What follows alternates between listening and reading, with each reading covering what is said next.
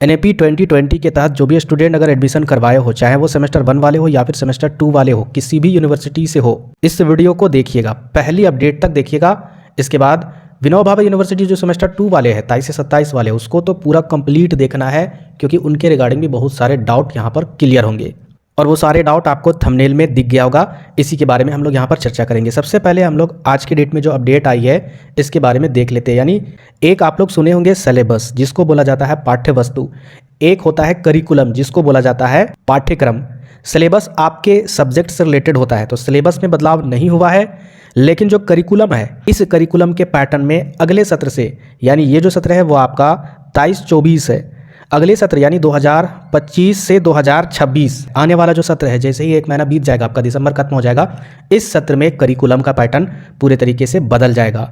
क्यों बदलेगा मैं आपको पढ़ के पूरे डिटेल से समझाऊंगा, ध्यान से समझिएगा, क्योंकि वाकई में जो छात्र पढ़ने वाले हैं उसके हित के लिए ये फैसला लिया गया है। तो स्नातक की पढ़ाई को लेकर बड़ी खबर है। यूनिवर्सिटी ग्रांट कमीशन यानी यूजीसी ने अगले शैक्षणिक सत्र को छात्रों को अपने स्नातक स्तरीय कोर्स को तय समय से पूरा करने की अनुमति प्रदान करने जा रहा है। आपको पता है कि किस तरीके से सेशन लेट चल रहा है, और इस समस्या से निपटारे के लिए, इस समस्या को खत्म करने के लिए यहाँ पर क्या होने वाला है, एनईपी 2020 के करिकुलम में आपका जो समय 3 साल लगने वाला है, उस जगह पर आप 2.5 साल में ग्रेजुएशन कंप्लीट कर लोगे। बदलाव होने वाला है और इसकी अनुमति भी प्रदान की जा रही है और अगले सत्र में इसको लागू किया जाएगा। वहीं जो 4 साल का कोर्स है ना, उसको 3 साल में पूरा करने का ऑप्शन मिलेगा, समझ रहे हो ना, यानी ये लाभ मिलेगा। इतना ही नहीं, 3 वर्षीय स्नातक की पढ़ाई कर रहे छात्रों को 1 साल बढ़ाने का विकल्प भी मिलेगा। बताते चले कि राष्ट्रीय शिक्षा नीति एनईपी 2020 के तहत स्नातक स्तरीय पाठ्यक्रम को अपग्रेड किया गया है, यानी इसके पैटर्न में बदलाव किया गया है। इसके तहत 3 वर्षीय स्नातक स्तरीय कोर्स को 4 वर्ष से किया गया था। अब नई योजना से छात्रों को समय से पहले पढ़ाई पूरी करने का अवसर छात्रों को मिलेगा, जो मैंने आपको यहाँ पर बताया। खास करके वैसे छात्र, अब यहाँ पर इंपॉर्टेंट बात उभर कर आएगी, खास करके किन छात्रों को ये लाभ मिलेगा, तो खास करके उन छात्रों को या फिर वैसे छात्रों को जो जल्दी सीखने और समझने की क्षमता रखते हैं। इसका मतलब क्या समझे, यानी जो छात्र अच्छा मार्क्स लाते हैं, क्योंकि आपकी क्षमता कैसे चेक होती है, आपकी एबिलिटी कैसे चेक होती है, एग्ज़ाम के ज़रिए, या कॉलेज में आप जो भी एक्टिविटी करते हो, कॉलेज में जो भी इंटरनल चीज़ों में भागीदारी आप बनते हो, या फिर प्रैक्टिकल वगैरह में चीज़ों में भाग लेते हो, वो सारी एक्टिविटी के आधार पर आपकी क्षमता की जांच होती है। उस एबिलिटी के आधार पर अगर आपकी क्षमता में काबिलियत है तो यह लाभ आपको मिलेगा, वरना नहीं भी मिल सकता है। आगे देखिए क्या यहाँ पर दी गई है। अगर कोई छात्र 6 महीने या फिर 1 साल पहले ही अपनी डिग्री खत्म करना चाहते हैं तो वह ऐसा कर सकेंगे। डिग्री की कोर्स में कई एंट्री और एग्जिट पॉइंट भी प्रावधान किया गया है। जैसे बहुत सारे स्टूडेंट बोलते हैं कि सर मेजर पेपर चेंज करना है, सर मुझे कॉलेज चेंज करना है, ऐसा सवाल करते हैं, तो बिल्कुल होगा, क्यों नहीं होगा, लेकिन एक साल के डिफरेंस में होता है, सेमेस्टर के डिफरेंस में नहीं होता है। मैं आपको, जैसे आप लोग सेमेस्टर 2 कंप्लीट करोगे, कैसे आपको बाहर निकलना है, सारा प्रोसेस मैं आपको बताऊंगा, कैसे आपको मेजर चेंज करना है या सब्जेक्ट चेंज करना है, सारी प्रक्रिया बताऊंगा। बस चैनल को ज्वाइन रखना है और याद रखिएगा हमें भी, ठीक है। तो चलिए आगे देख लेते हैं।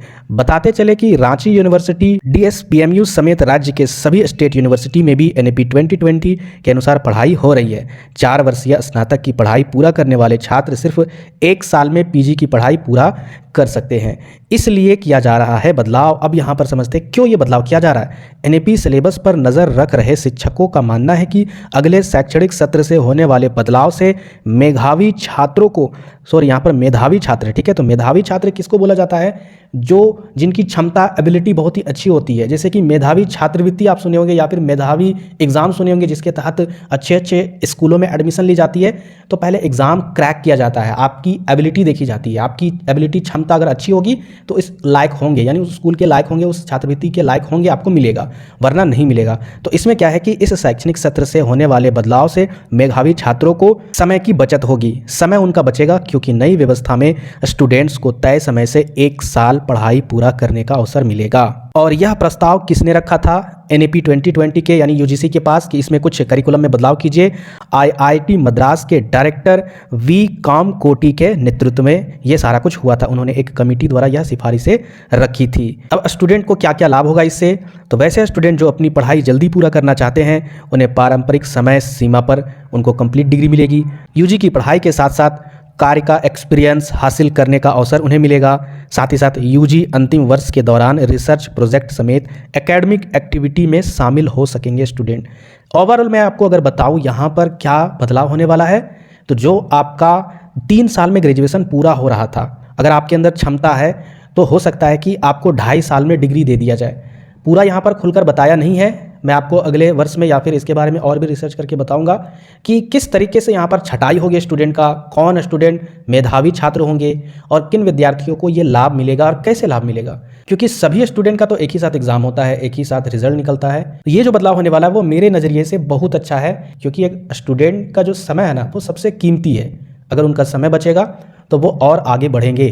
100% अगर ये लागू होता है तो ये आपके पक्ष में है। बाकी मैं डिटेल कभी भी बता सकता हूँ इसके रिगार्डिंग, अगले वर्ष भी। इसके लिए आपको क्या करना होगा, चैनल को ज्वाइन करके रख लेना होगा, चाहे वो सेमेस्टर 1 वाले हो या फिर किसी भी यूनिवर्सिटी के स्टूडेंट हो। अब यहाँ पर विनोबा भावे यूनिवर्सिटी 2023 से 27 वाले स्टूडेंट का 2 प्रॉब्लम है सबसे बड़ा। एक तो एग्ज़ाम फॉर्म जो भर रहे हैं उसके रिगार्डिंग, और दूसरा AC2 पेपर नहीं पढ़ना है सेमेस्टर 2 में। ये बात बिल्कुल सही है, आपको AC2 जो है ना वो नहीं पढ़ना है सेमेस्टर 2 में। अब हमको बहुत सारे स्टूडेंट बोलेंगे क्या बात कर रहे हैं सर, आपका दिमाग घूम गया का, कैसे नहीं पढ़ना है, साफ साफ AC2 लिखा है। मैं किस नज़रिए से नहीं बोल रहा हूं अभी मैं एक्सप्लेन करूंगा। सबसे पहले फॉर्म के रिगार्डिंग कुछ डाउट्स को क्लियर कर देता हूं। बहुत सारे स्टूडेंट इस तरीके से हमें स्क्रीनशॉट भेज रहे हैं कि सर हम पेमेंट कर दिए हैं लेकिन यहाँ पर पेंडिंग बता रहा है, 2 दिन हो गया या फिर 1 दिन हो गया, समझ में नहीं आ रहा है ये क्या माजरा है। यहाँ पर क्या लिखा हुआ है, previous transaction is pending, please wait for next status update. इसका मतलब है एक बार जब आप पेमेंट कर दिए हो और अगर आपका पेमेंट हो चुका है, ठीक है, सक्सेसफुली हो चुका है, तो आपको 24 घंटे या फिर 48 घंटे रुकना होगा। क्यों? क्योंकि 24 घंटे बाद या फिर 48 घंटे बाद आपका यहाँ पर पेड लिखाएगा। अगर जब तक ये बीतेगा नहीं 2 दिन 3 दिन, तब तक ये पेंडिंग ही रहेगा, याद रखिएगा। इसके अलावा यहाँ पर भी अप्रूवल स्टेटस में भी अगर आप देखिएगा जिनका पेमेंट कंप्लीट भी हो गया है, यहाँ पर भी पेंडिंग नज़र आ रहा है। तो यहाँ पर अप्रूव्ड कब होगा, जब आपके कॉलेज वाले करेंगे। और उसका डेट कब है, मैंने फॉर्म में ही बताया था 22 तारीख को ही कॉलेज वाले अप्रूव्ड करेंगे। तो 22 तारीख के बाद अगर आपका रिजेक्ट हुआ है तब आपको परेशानी होगी, वरना परेशानी नहीं होगी, चेक कर लीजिएगा। अब यहाँ पर स्टूडेंट का सवाल था, मैंने वीडियो में बोला था कि एक ही मोबाइल से आपको पेमेंट नहीं करना है, अलग मोबाइल से पेमेंट करना है। जिसमें फॉर्म आप अप्लाई कर रहे हो उससे पेमेंट नहीं करना है।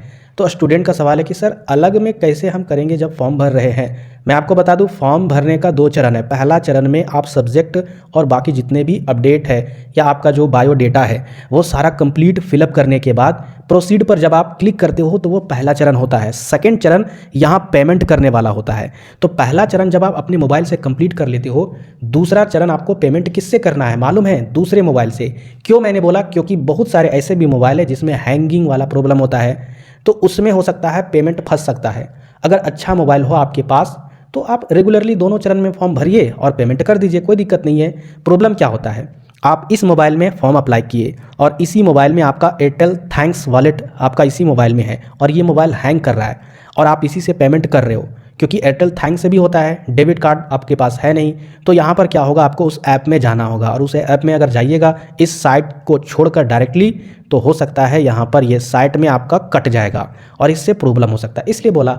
नहीं तो आप उसी मोबाइल में ही पेमेंट कर सकते हो अगर आप डेबिट कार्ड से या फिर क्रेडिट कार्ड से, यानी कार्ड से अगर आप पेमेंट कर रहे हो, आपका मोबाइल अच्छा खासा है, क्योंकि सिर्फ OTP आता है जिसमें आपका अकाउंट होगा, जो भी जिस मोबाइल में आपका अकाउंट नंबर लिंक होगा OTP आप डालिएगा, आपका पेमेंट कट जाएगा। तो कोई भी दिक्कत नहीं है, परेशानी होने की बात नहीं है। और फिर से मैं आपको बता रहा हूँ, जो भी सब्जेक्ट आपने, जैसे कि ST कोलंबस कॉलेज वाले क्या कर रहे हैं, सब्जेक्ट को चेंज कर रहे हैं। जो सब्जेक्ट सिलेक्शन आपका हुआ है कॉलेज में, इससे पहले भी मैंने आपको बता दिया था वीडियो में, वही सब्जेक्ट आपको चूज़ करना है, इधर उधर आपको बदलना नहीं है। मेरे पास आप रेगुलर रहते नहीं हो तो फिर क्या करें, पहले ही मैंने सब्जेक्ट सिलेक्शन के रिगार्डिंग वीडियो बनाया था। अब यहाँ पर बात कर लेते हैं AC2 क्यों नहीं पढ़ना है। AC2 या फिर AC1 के रिगार्डिंग भी मैंने वीडियो में बता दिया था बहुत पहले। रेगुलर वीडियो नहीं देखोगे तो यही प्रॉब्लम होगा। 5 मिनट अच्छे चीज़ों में समय नहीं बिताना चाहते हो, लेकिन 2 से 3 से 4 घंटे फिजूल कामों में बिताना चाहते हो। देखिए मैं क्यों बोल रहा हूँ, याद रखिएगा AC1 अगर आपका हिंदी होगा, AEC1 आपका हिंदी था, तो उसमें हिंदी में क्या क्या पढ़ना था, लिटरेचर नहीं पढ़ना था। लिटरेचर मतलब क्या होता है, किताबों को पढ़ना, गद्यांश को पढ़ना।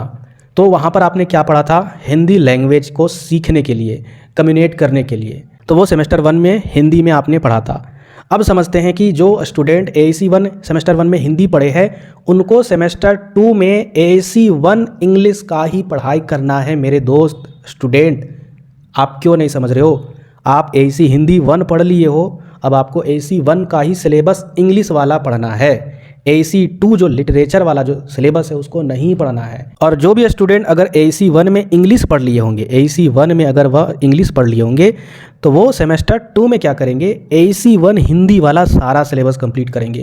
क्योंकि एक सेमेस्टर जो स्टूडेंट हिंदी पढ़े हैं AAC 1 में उसको एक बार इंग्लिश पढ़ना होगा। यूनिवर्सिटी जांचती है कि सेमेस्टर 1 में आप इंग्लिश में कितने काबिलियत हो, या फिर सेमेस्टर 2 में हिंदी देकर ये देखती है कि आपका हिंदी में कितना काबिलियत है। इस आधार पर यूनिवर्सिटी भी आपकी क्षमता को जांचती है और आप भी अपने क्षमता को जांचते हो कि आप किस लैंग्वेज को प्रेफर करना चाहोगे AAC पेपर में अगले 3rd सेमेस्टर में।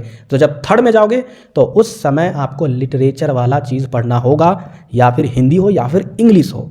उम्मीद करते हैं कि समझ में आ गया होगा। अब विद्या गेस्ट पेपर, कोई भी AAC पेपर निकाले हमको उससे मतलब नहीं है, वो बहुत बड़ा महान या फिर कोई प्रोफेसर या फिर कोई टीचर नहीं है। गेस्ट पेपर है तो क्या हुआ, कैसे छापता है, कैसे आंसर लिखता है वो हम अच्छी तरीके से जानते हैं। यहाँ पर बहुत सारे स्टूडेंट AAC पेपर खरीद रहे हैं तो उसमें जो मैं सिलेबस बताया हूँ या फिर वीडियो में पढ़ा रहा हूँ, जैसे कि ट्रांसलेशन है या फिर रिपोर्ट राइटिंग है, इसके अलावा आपका इसमें बहुत सारी चीज़ें हैं जो आपने 12वीं में पढ़ा है, वो चीज़ें मैंने आपको सिलेबस में बताया, उसके रिगार्डिंग मॉडल पेपर भी बताया। तो बहुत सारे स्टूडेंट ऐसे गेस्ट पेपर खरीद रहे हैं क्योंकि विद्या गेस्ट पेपर भी वैसे ही रिलीज़ किया है जिसमें ये सारा कुछ नहीं है। तो आप उसके चक्कर में ना रहें, टीचर से आप सलाह लीजिए, वही आपके लिए बेटर होगा। तो उम्मीद करते हैं ये भी डाउट आपका क्लियर हो गया होगा। और मैं फिर से बार बार बता रहा हूँ, इस चैनल को ज्वाइन कीजिएगा। आप किसी भी किताब से पढ़ो, मुझे कोई मतलब नहीं है, लेकिन अपडेट इस चैनल के माध्यम से लीजिए। मुझे अपडेट 1000 बार बनाने का शौक नहीं होता है व्यूज़ के चक्कर में। एक ही बार में मैं कंप्लीट एक्सप्लेन करके बता देता हूँ ताकि आपका समय बर्बाद नहीं हो और आप पढ़ाई करते रहे।